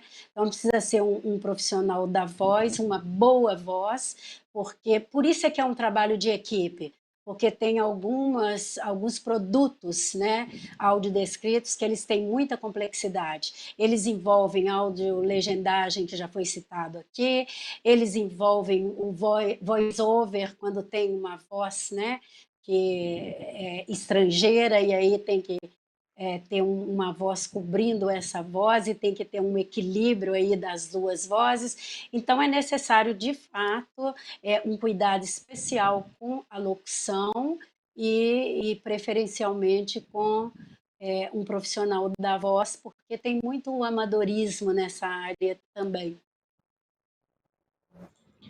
E na questão do som, que a Bianca estava falando, tem também, às vezes, a questão da montagem da cabine dos locutores, né?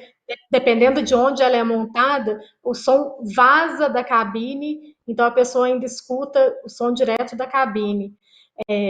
A Márcia Caspari comenta: Bianca Dantas disse tudo, muito pertinentes as suas colocações. A Rosane Lucas, nossa intérprete de Libras, comentou: a questão da qualidade do som na audiodescrição é a iluminação nos intérpretes de Libras nos espetáculos. Então, e tem uma pergunta aqui também. A Thay Costa pergunta: em uma exposição, é mais interessante ter o audioguia ou audiodescrição ao vivo, se tivesse que escolher uma opção? Audioguia ou audiodescrição ao vivo? Aí, Laís, eu acho importante fazer uma diferenciação, porque eu também eu sou uma espécie de piolha de museus. Então, nas viagens que eu fiz, né, eu sempre visitava museus fora do Brasil, e aí, assim, o audioguia não é um audiodescrição, ele é um audioguia. Então, o que contém um audioguia? Ele é um guia daquela exposição, e ele vai guiando o espectador, seja o que vê e o que não vê também, a fazer aquele percurso por uma exposição. Então, ele oferece uma ficha técnica com todo o histórico daquelas obras no tempo e no espaço. Eu me lembro, por exemplo, que eu visitei no Chile as 3 casas do Pablo Neruda. Eu fiz questão de visitar as 3. E nas 3 eu tive um audioguia, que foi muito interessante, mas não era suficiente, porque é um audioguia, assim como em outros países também. Então, o audioguia, ele é incompleto e ele está ali disponível para quem quiser. Agora, o ideal pode ser essa conjugação do audioguia com a audiodescrição.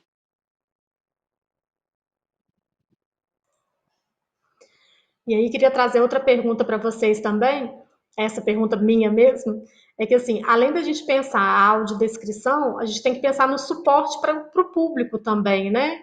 Então, como que funciona a audiodescrição? Porque ela pode ser por receptores, pode ser por aplicativo, a pessoa vai saber operacionalizar aquilo, vai ter uma equipe para instruir. Então, eu queria que vocês contassem da experiência de vocês nos eventos, principalmente, né, esses eventos presenciais, os espetáculos de teatro, dança, como que funciona essa metodologia? Bianca, quer falar primeiro? Sim.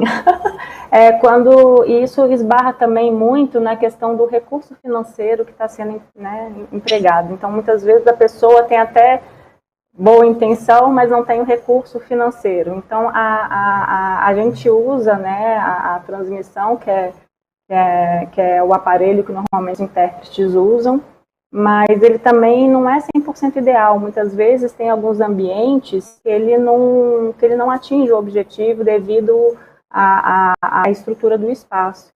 Então, o trabalho pode ser comprometido, né? Tem algumas formas também de infravermelho, que é interessante, só tem que também você fica limitado àquele espaço. Do jeito que você se move, muitas vezes você não consegue ter acesso àquilo que está sendo apresentado. Então, ou seja, todo mecanismo tem uma limitação.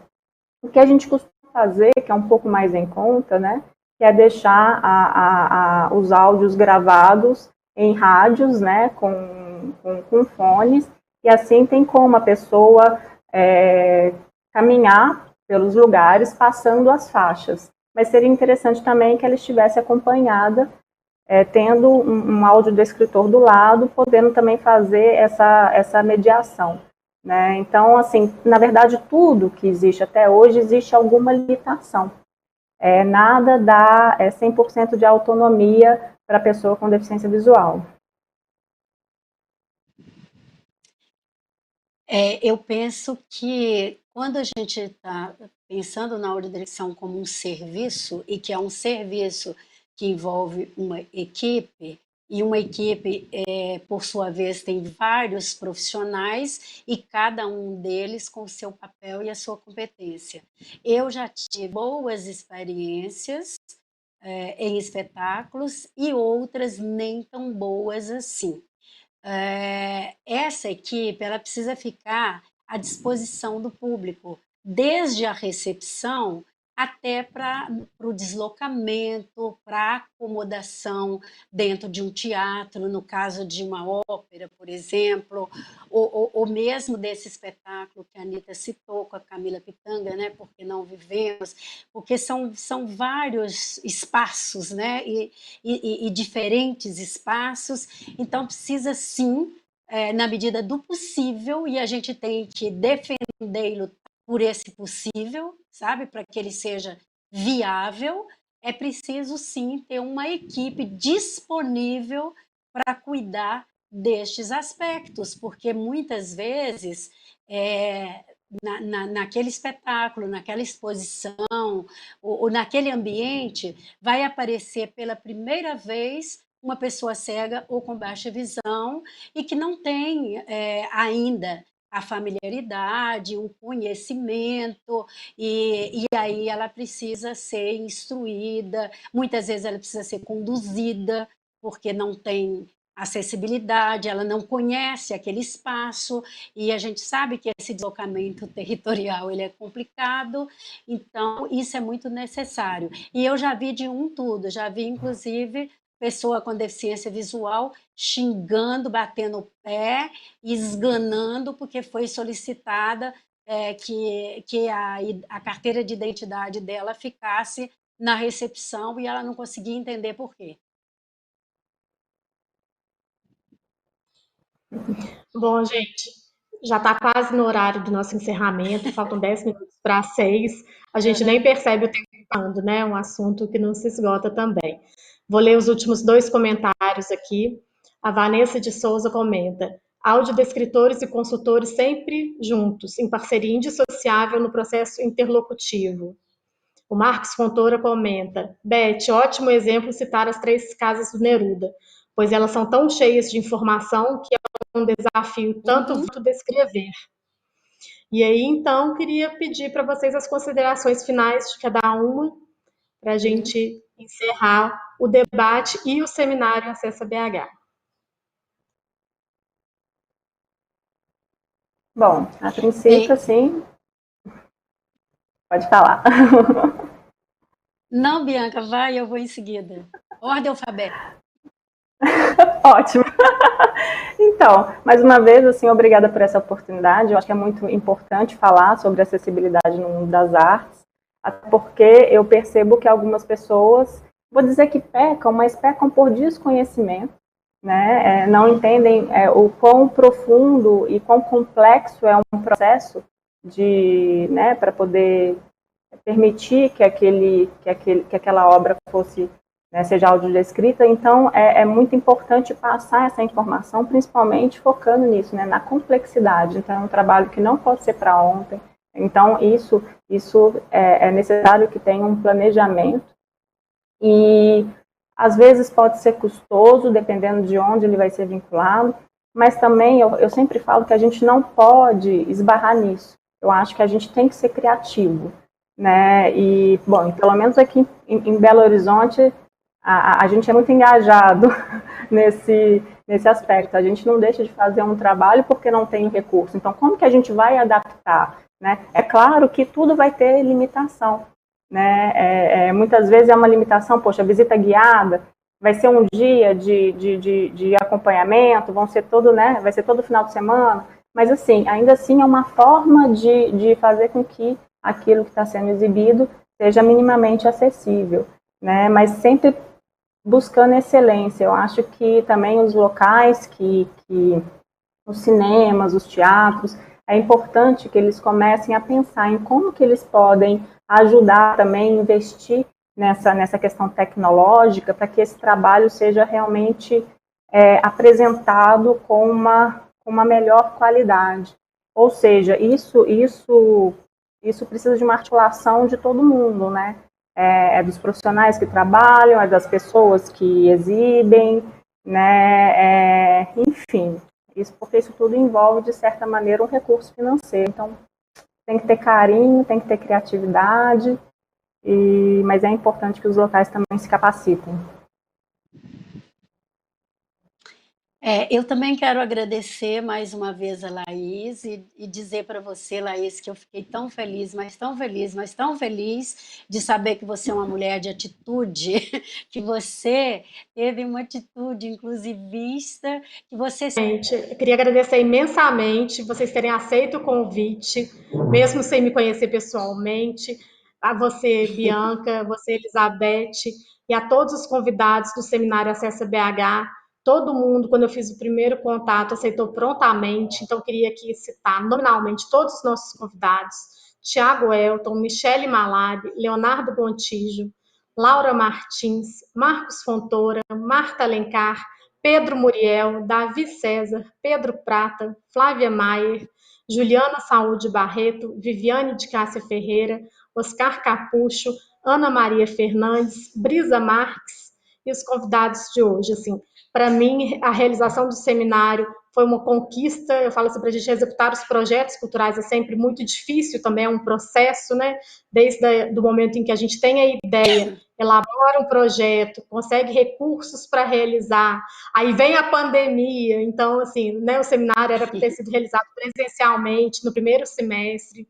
Nós aguardamos, achando que seria possível viabilizá-lo de forma presencial no segundo semestre, mas a gente ainda não tinha essa segurança, então acabamos optando pelo formato online, que foi um novo desafio, né? Lidar com as tecnologias, com os imprevistos, com plataformas novas. Mas queria agradecer todo o empenho da equipe do projeto, da produção, da comunicação, da técnica, agradecer novamente todos os convidados que aceitaram esse convite, que nos proporcionaram esses debates tão enriquecedores essa semana. Eu saio com o coração cheio de alegria mesmo, por todas as trocas promovidas essa semana. Tenho aprendido muito, pesquisado cada vez mais e me interessado pela prática inclusiva e acessível. Eu sou gestora e produtora cultural, então quero trazer essa experiência para outros projetos que não sejam o Acessa BH. Quero conseguir disseminar um pouco essa semente, né, para outros produtores, para outros projetos, para os espaços culturais. Então, o Seminário Acessa BH é só uma primeira ação. Fico feliz de poder encerrar o seminário hoje, dando a notícia que a gente já aprovou a segunda edição do seminário, então, em meados do ano que vem, estaremos realizando, né, mais uma série de debates sobre o tema.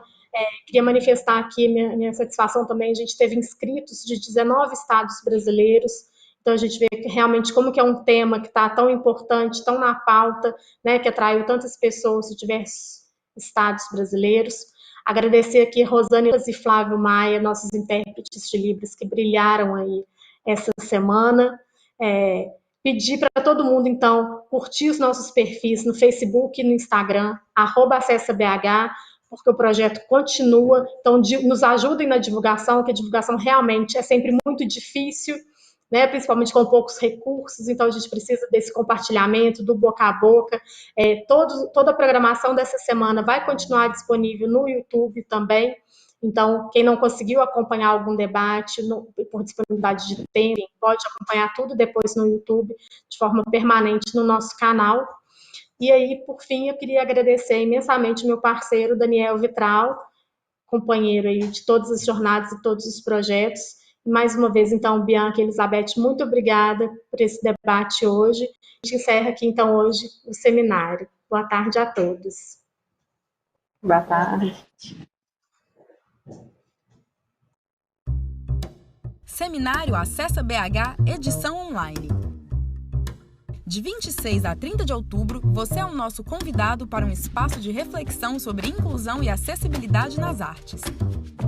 Através de debates e atrações literárias, vamos discutir e conhecer maneiras de tornar nossa prática cotidiana mais inclusiva. Um evento 100% online, acessível e democrático. Inscrições gratuitas do dia 1º a 30 de outubro pelo Simpla. Acompanhe a programação pelas redes sociais.